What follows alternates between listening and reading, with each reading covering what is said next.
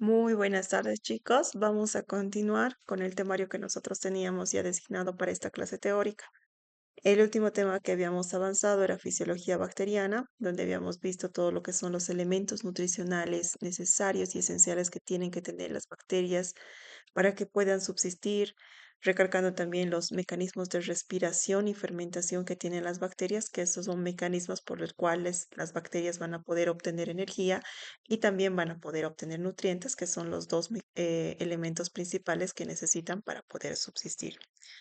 Ahora vamos a cambiar un poquito el tema y vamos a ver los procesos de esterilización y desinfección, que son temas importantes que nosotros debemos conocer porque van a ser mecanismos por los cuales nosotros vamos a poder bloquear el desarrollo o vamos a poder matar a las bacterias para poder realizar nuestro trabajo diario, ya que como nosotros estamos en el área clínica, hay que recalcar que nosotros estamos en contacto directo con muchos microorganismos de la cavidad bucal, que son bacterias que desencadenan procesos infecciosos si es que nosotros no realizamos los correctos mecanismos de esterilización y desinfección de nuestro instrumental como de nuestro ambiente en el que nosotros trabajamos. Antes de ver exactamente cuáles son estos procedimientos por los cuales nosotros vamos a desinfectar y esterilizar nuestro área de trabajo, es importante que ustedes conozcan algunos términos importantes que ya vamos a ir hablando constantemente de ahora en adelante. Por ejemplo, lo que es el término de bacteriostático. Cuando yo nomino a este término, me estoy refiriendo a toda aquella sustancia que cuando entra en contacto con una bacteria, no va a matar en sí a la bacteria, pero lo que va a hacer es inhibir el proceso de multiplicación bacteriana. Es decir, va a evitar que esta bacteria siga dividiéndose y dando origen a más células hijas. Ese es el término de bacteriostático. No mata la bacteria, pero evita o bloquea el proceso de multiplicación. Pero cuando nosotros vamos a retirar esta sustancia bacteriostática o cuando nosotros vamos a retirar un antibiótico que sea bacteriostático, lo que va a hacer la bacteria al no estar muerta es seguir realizando su proceso de multiplicación bacteriana. Es decir, va a entrar nuevamente en un proceso por el cual va a realizar su proceso de fisión binaria y va a dar origen a nuevas células hijas o a nuevas bacterias hijas. Eso es el término de bacteriostático. Y ya más adelante, cuando veamos todo lo que son los antibióticos, vamos a ver que hay antibióticos que tienen este efecto bacteriostático de evitar la multiplicación bacteriana. Ahora, el término contrario, nosotros nos vamos a referir a lo que es un término bactericida. Cuando nosotros hablamos de una sustancia bactericida o un antibiótico bactericida, nos estamos refiriendo a todas aquellas sustancias que en sí lo que va a hacer es matar a la bacteria. Y por tanto, el efecto que tienen estas sustancias es un efecto irreversible, porque una vez que una bacteria está muerta, no va a poder revivir y realizar nuevamente el proceso de multiplicación. Una bacteria muerta, por tanto, es el proceso por el cual se va a terminar de producir un proceso infeccioso. Por el contrario, lo que decíamos bacteriostático tiene un efecto reversible, porque al retirar la sustancia, con el efecto bacteriostático, la bacteria nuevamente va a realizar su proceso de multiplicación. Entonces, si nosotros tomamos en cuenta estos dos términos, la sustancia que nosotros queremos utilizar o el antibiótico que nosotros queremos utilizar, si nosotros queremos eliminar el proceso infeccioso más rápidamente, nosotros elegiríamos, por sobre todo, una sustancia que sea bactericida, porque de esa manera vamos a matar a la bacteria. Otro término de que comúnmente vamos a hablar es lo que es el término estéril.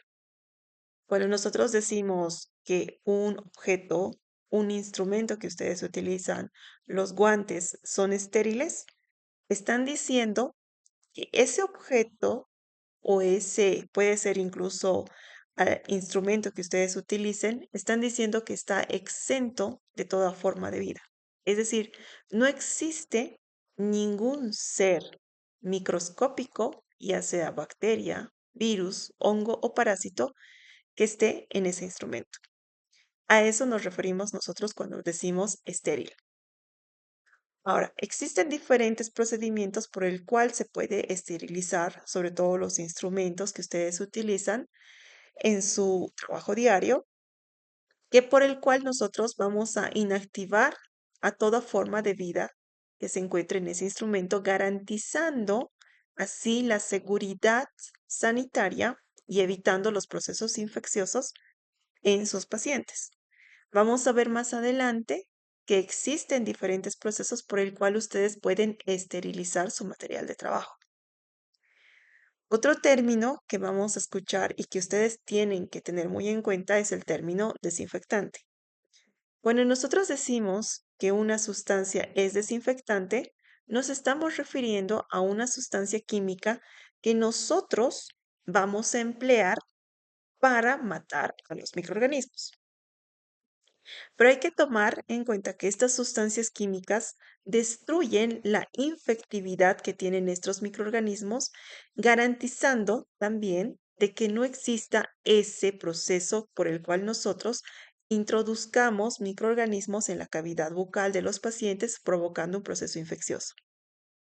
Pero hay que recalcar que nosotros utilizamos el término desinfectante cuando vamos a usar esa sustancia para sus superficies, objetos inanimados, puede ser para los mesones en su área de trabajo, pueden utilizarlo para los sillones que ustedes utilizan en su trabajo diario, pero no van a poder utilizar lo que son los desinfectantes para lo que son tejidos, porque estas sustancias desinfectantes en los tejidos vivos son sustancias tóxicas. Entonces, tomen en cuenta que el desinfectante que nosotros utilizamos de manera diaria en el área hospitalaria y en el área clínica es el hipoclorito de sodio. También tenemos el peróxido de hidrógeno, el cloro, que si bien son perfectos desinfectantes que nosotros utilizamos para desinfectar lo que son suelos, el área de los mesones, no son utilizados para los tejidos en el caso de nuestros pacientes porque ya son considerados sustancias tóxicas. No podemos colocar hipoclorito de sodio en la cavidad bucal de un paciente. No podemos colocar cloro en una herida que tenga un paciente porque estas ya son sustancias tóxicas, recalcando que solamente deben utilizarse para superficies y objetos inanimados. Otro término que nosotros vamos a tener que aprender en este tema es el término de antiséptico. Cuando yo me refiero a un antiséptico, me estoy refiriendo a toda aquella sustancia química que sí puede utilizarse de forma tópica sobre los tejidos en el caso de los pacientes.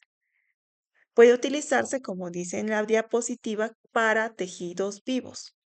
Lo que hacen o la función que tienen estos antisépticos es que van a prevenir, van a detener y van a bloquear o inhibir el crecimiento bacteriano.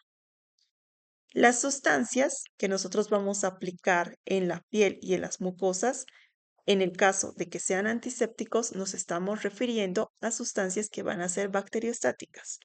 Por eso, como dice, previene, detiene y evita el crecimiento bacteriano. No nos estamos refiriendo a sustancias que van a matar a las bacterias, pero sí nos van a ayudar porque retrasan el proceso de crecimiento bacteriano. Entonces, cuando nosotros hablamos de antisépticos, hay que recalcar nuevamente que son sustancias químicas de uso tópico que pueden utilizarse sobre los tejidos vivos y que tienen el efecto bacteriostático. Los ejemplos que nosotros usamos de manera diaria es el alcohol en gel, el alcohol al 70%, clorexidina en sus diferentes concentraciones, yodopovidona y otras. Entonces, ya estamos aprendiendo nuevos términos que nosotros tenemos que tomar muy en cuenta al momento de realizar nuestro trabajo diario. Luego vamos a ver el tema de lo que es asepsia. Cuando nosotros hablamos de asepsia, nos estamos refiriendo a aquellas técnicas que nosotros vamos a realizar para que previnamos lo que son las contaminaciones, vamos a prevenir los procesos infecciosos. Generalmente son aquellos procedimientos que nosotros realizamos para recurrir al área de quirófano, cuando ustedes realizan procedimientos por los cuales nosotros vamos a realizar técnicas asépticas como el lavado de manos, por el cual nosotros vamos a eliminar o vamos a disminuir el riesgo de las infecciones.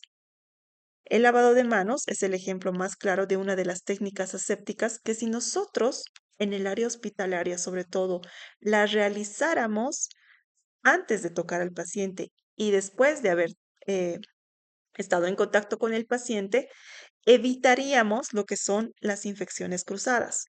Es una manera, el lavado de manos, en el que nosotros nos cuidemos a nosotros como personal de salud, pero también cuidemos a nuestro paciente. Porque hay que tomar en cuenta que los pacientes que nosotros manipulamos en el trabajo diario pueden ser pacientes con cáncer, pacientes diabéticos, pacientes que nosotros no sabemos cuál es el estado inmunológico de esos pacientes. Entonces, muchas veces el que nosotros no realizáramos las técnicas de asepsia correspondiente como el lavado de manos, estamos llevando la contaminación hacia el paciente que por su estado inmunológico muchas veces va a agarrar un proceso infeccioso.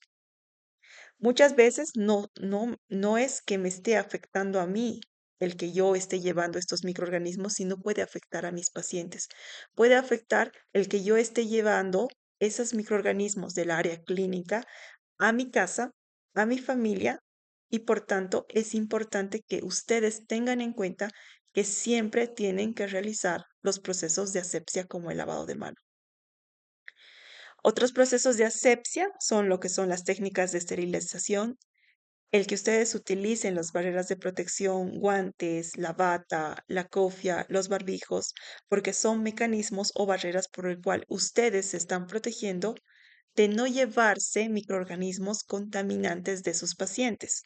Porque recalcando nuevamente que ustedes no saben qué microorganismos tiene ese paciente. Si ese paciente está cursando por un proceso infeccioso, no sabemos cuál es el estado inmunológico de mis pacientes y cuál es el estado inmunológico que yo tengo. Entonces, si nosotros no nos cuidamos, no estamos cuidando tampoco a nuestros pacientes si nosotros no utilizamos las debidas barreras de protección. Entonces, hay que tomar en cuenta que asepsia se refiere a que nosotros cumplamos con el lavado de manos, los procesos de esterilización, tanto de mi material de trabajo como de mi área de trabajo, el que ustedes utilicen desinfectantes para lo que son los mesones donde ustedes realizan sus procedimientos, sus sillones odontológicos, que ustedes cumplan con lo que son el uso de guantes, bata, que ustedes cumplan con el uso de barbijo, sobre todo porque vamos a ver ya más adelante que hay muchas enfermedades que nosotros vamos a obtener por lo que son el proceso de las vías respiratorias. Otro término que comúnmente nosotros utilizamos y hemos escuchado tal vez en el hospital es el proceso séptico. Cuando nosotros decimos séptico, nos estamos refiriendo a que ese objeto, ese instrumento, esa área de trabajo tal vez, o ese cuarto donde está mi paciente, quiere decir que hay presencia de microorganismos, ya sea en los tejidos, en objetos y en ambientes. Entonces, es un término que comúnmente se utiliza en el hospital y ustedes igual lo van a escuchar en el área de clínicas cuando se refieren a que un objeto, podemos decir, tal vez uno de sus instrumentos que ustedes utilizan está séptico, entonces quiere decir que está con microorganismos. Podemos decir que una herida es séptica, entonces nos estamos refiriendo a que esa herida, ese tejido, está con presencia de microorganismos. Puedo decir que un quirófano está séptico porque se está refiriendo a que ese ambiente está con presencia de microorganismos. Entonces, ese es el tema o el término séptico. Es un término que se utiliza en medicina que se refiere a decir que un objeto está en sí contaminado. También utilizamos para decir que muchos pacientes, cuando ya están con un proceso infeccioso a nivel de sangre, queremos decir que entonces que esos pacientes están sépticos o que están con un proceso de septicemia. Otro término que comúnmente escuchamos es el término infección. Cuando nosotros decimos que está cursando por un proceso infeccioso, estamos diciendo que ha habido una entrada y una multiplicación de un agente patógeno, es decir, de un microorganismo, a un organismo, ya sea animal, vegetal o en el caso de los seres vivos. Entonces, muchas veces ustedes utilizan ese término, pero ahora ya saben que el significado de infección es decir que ha entrado un microorganismo, se ha multiplicado sobre un organismo, sobre un tejido, ya sea animal o de tipo vegetal. Entonces, vamos a ver ahora que hay diferentes mecanismos por el cual nosotros vamos a poder eliminar la presencia de estos microorganismos. Vamos a hablar de lo que son agentes físicos, como el ejemplo más claro, y es uno de los que vamos a ver más comúnmente, es el calor, porque nosotros podemos aplicar el calor como un agente por el cual nosotros vamos a esterilizar más comúnmente todo lo que son los materiales de trabajo que pueden soportar la presencia de este agente físico. Hay que tomar en cuenta que hay muchos de los materiales que ustedes manipulan de manera diaria a los cuales nosotros no vamos a poder aplicar el calor porque va a causar la deformación de ese material. Entonces es importante que ustedes sepan clasificar qué, cuáles de esos materiales ustedes van a poder aplicar calor, a cuáles van a tener que realizar solamente procesos de desinfección o a cuáles vamos a aplicar otros tipos de procedimientos para esterilizarlos. ¿Ya? Entonces vamos a ir viendo que el calor es uno de los agentes esterilizantes más comunes que nosotros vamos a aplicar sobre las bacterias. Es un proceso rápido y por el cual incluso este calor va a poder alcanzar lugares donde nosotros no vamos a poder llegar con los desinfectantes. Porque antes de realizar los procesos de esterilización, muchas veces lo que ustedes realizan es la desinfección con ayuda de jabón o que es el desinfectante comúnmente o lo que son los detergentes enzimáticos. Ustedes lavan y hacen el cepillado de su material. Pero hay a veces estos materiales que tienen lugares tan pequeños con los cuales ustedes no pueden realizar esa desinfección o ese lavado correctamente. Entonces nosotros aplicamos este agente físico, como es el calor, para que incluso pueda desinfectar aquellos lugares donde ustedes no van a poder llegar de manera correcta con los desinfectantes. El calor es uno de los métodos de esterilización que les decía más utilizados en el área clínica porque puede eliminar lo que son hongos, virus, bacterias, cuando se llega entre 50 a 70 grados centígrados. Pero cuando nosotros estamos frente a aquellas bacterias que forman esporas, porque hemos visto que hay bacterias que pueden encapsularse formando esporas para poder sobrevivir por mucho más tiempo, entonces, cuando nosotros queremos destruir este tipo de bacterias que se forman esporas, lo que nosotros necesitamos es, de igual manera, aplicar el calor, pero a una temperatura mucho más alta, alrededor de 100 grados centígrados, para que nosotros podamos destruir estas bacterias. Pero vamos a ver que en el tema del calor generalmente se aplica para lo que son los materiales del área clínica entre 134 grados centígrados hasta 127 grados centígrados. Entonces, fácilmente estamos hablando de que aplicando calor a los instrumentales que nosotros tenemos de manera diaria, prácticamente estamos eliminando todo lo que son hongos, virus, bacterias, que sean bacterias con esporas o bacterias sin esporas, y a los parásitos. Por eso es uno de los agentes físicos que se utiliza con mucha normalidad en el área clínica. Ahora, vamos a ir clasificando las diferentes maneras por las cuales nosotros podemos hacer la esterilización por medio del calor. Uno de los procedimientos que ustedes van a realizar es el mecanismo de lesión térmica. Quiere decir que vamos a aplicar un calor húmedo o como podríamos decir, un poco de vapor para que se produzca la desnaturalización de las proteínas. Ya hemos visto que las proteínas que se forman en los ribosomas es uno de los componentes más importantes para las bacterias porque gracias a estas proteínas que se forman en los ribosomas, la bacteria va a poder generar nuevas estructuras, va a poder generar nuevas estructuras para dar origen a sus nuevas bacterias hijas. porque si no existieran los ribosomas, habíamos visto que es uno de los organelos o una de las partes más importantes de la bacteria, sin el cual una bacteria no va a poder sobrevivir.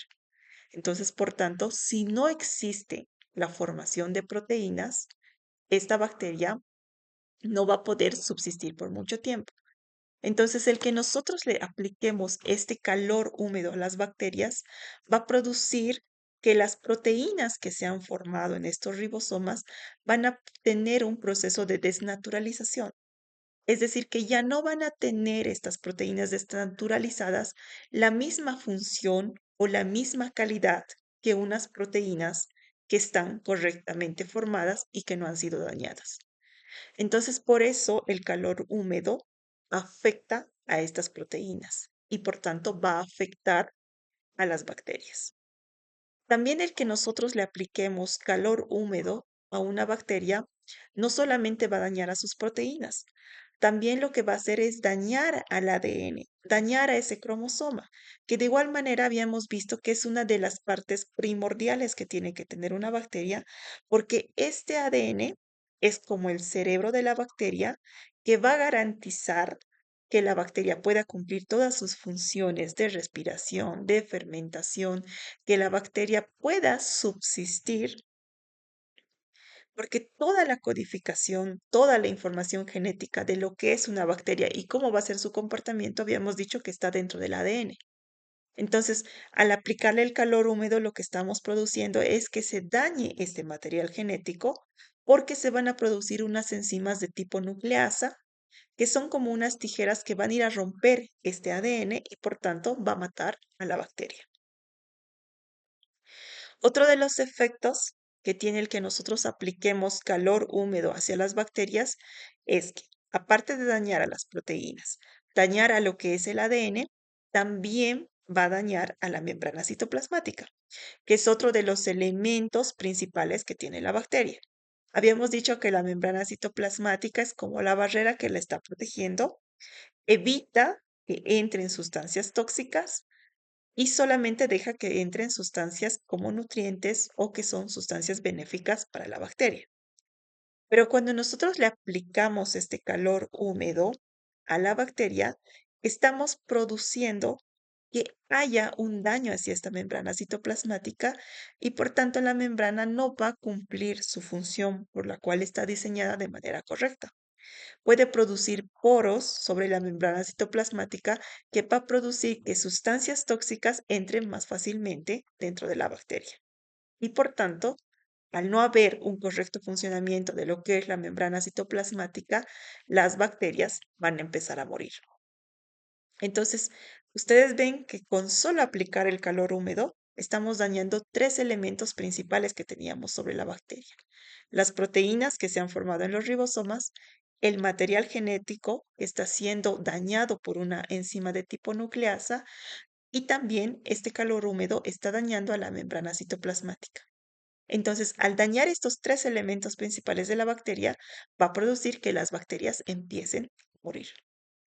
Entonces, también como vemos, va a afectar a los ribosomas porque existe una formación de algunas enzimas que son llamadas ribonucleasas que se activan ante la presencia de calor y que van a ir a dañar a todo el funcionamiento de lo que es el ribosoma.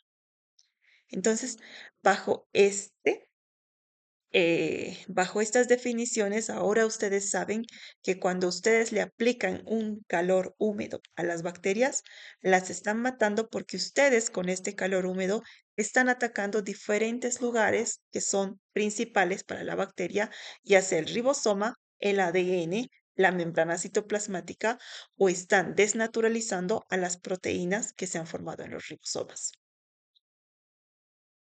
Vamos a ver, acá un poco les voy a dar el ejemplo de lo que es una desnaturalización de una proteína, porque vamos a ver que la mayoría de los desinfectantes y antisépticos actúan sobre todo sobre estas proteínas.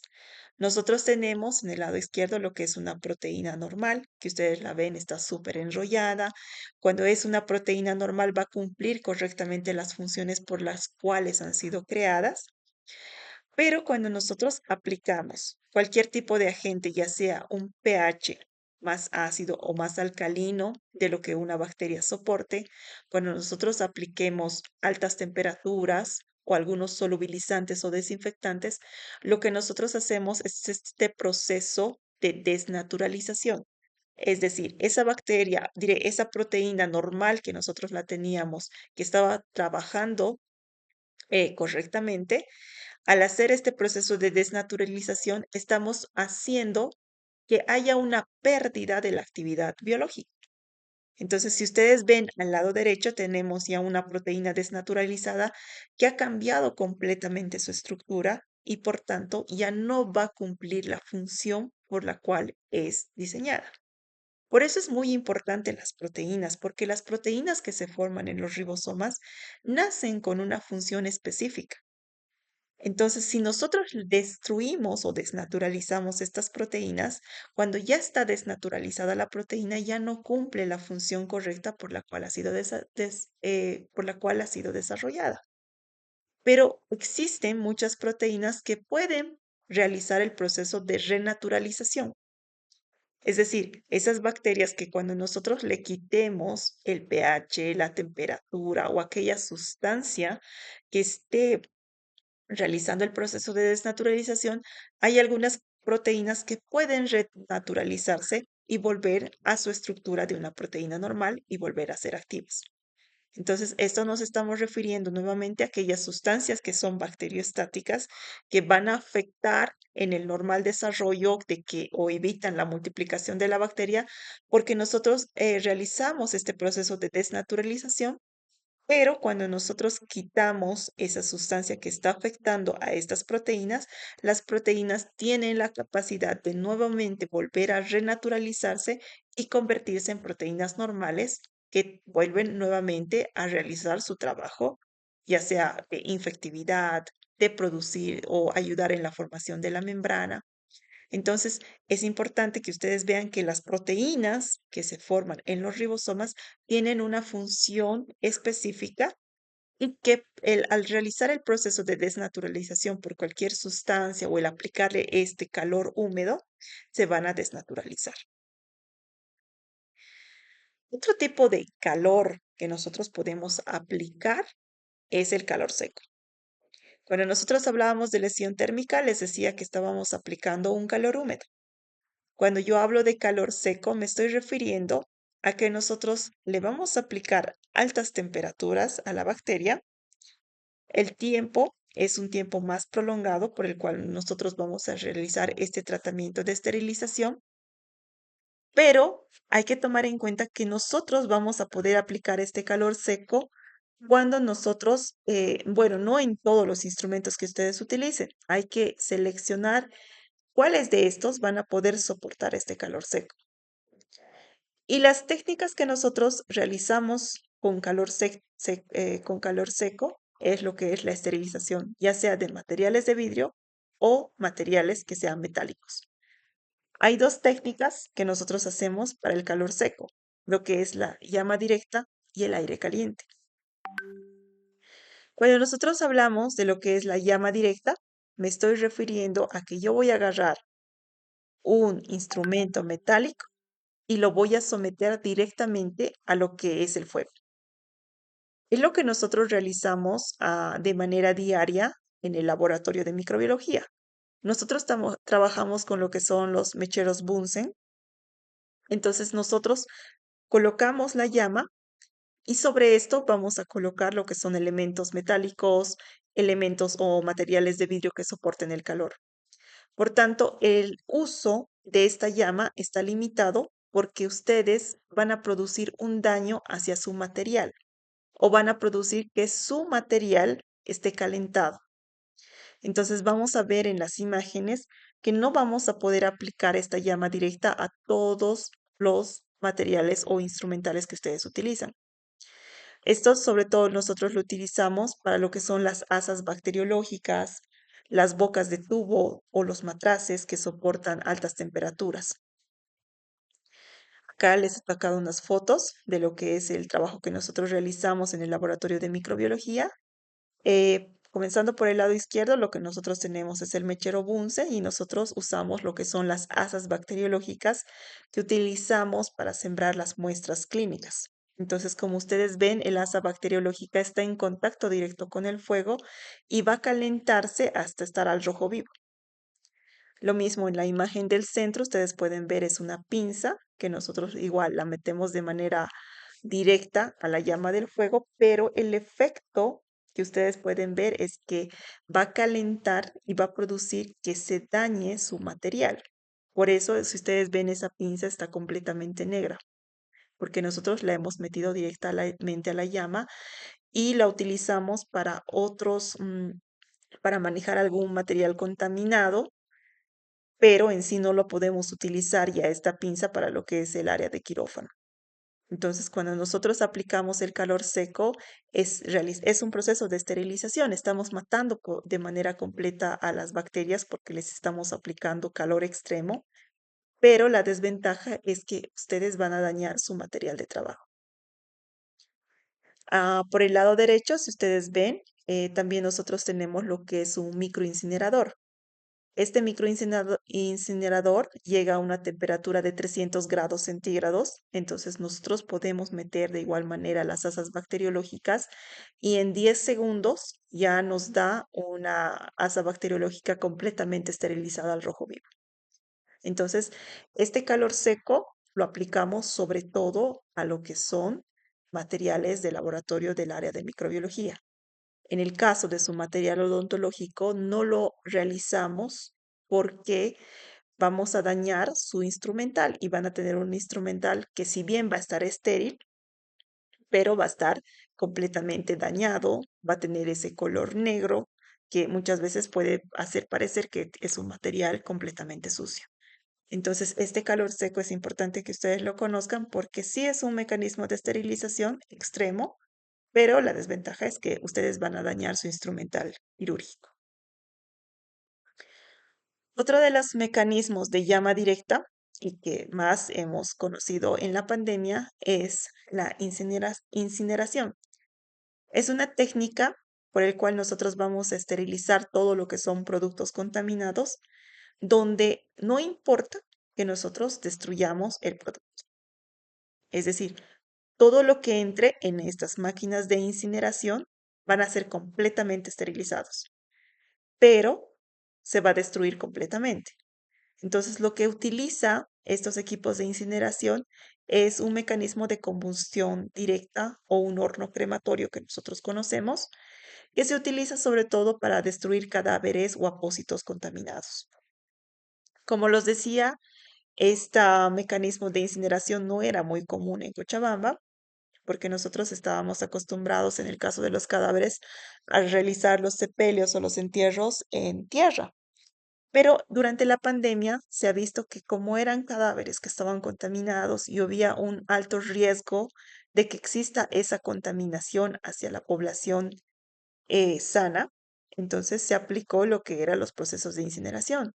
Ustedes han debido ver en las noticias que hacían fila para realizar los procesos de incineración, porque en Cochabamba teníamos solamente un horno crematorio, que es el que se encuentra en el cementerio general.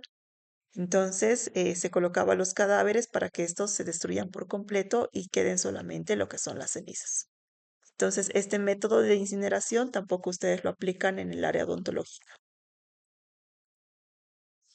Luego vamos a hablar de lo que es el aire caliente. Habíamos visto que calor seco nos referíamos a la llama directa y el segundo término era el aire caliente.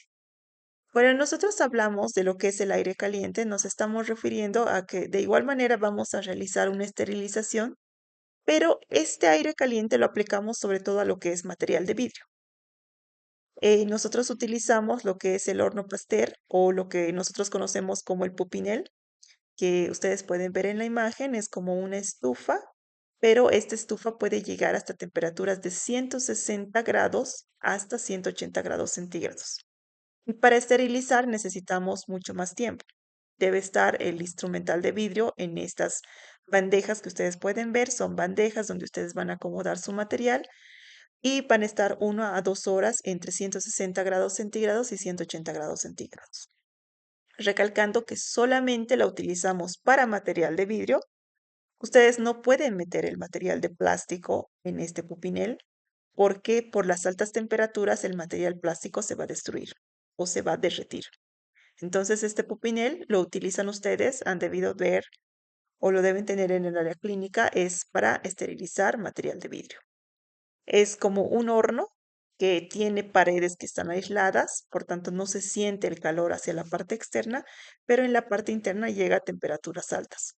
Lo que tienen son bandejas móviles que ustedes puedan modificarlas de acuerdo al tamaño de su material y tienen un orificio por el cual va a realizar el proceso de ventilación.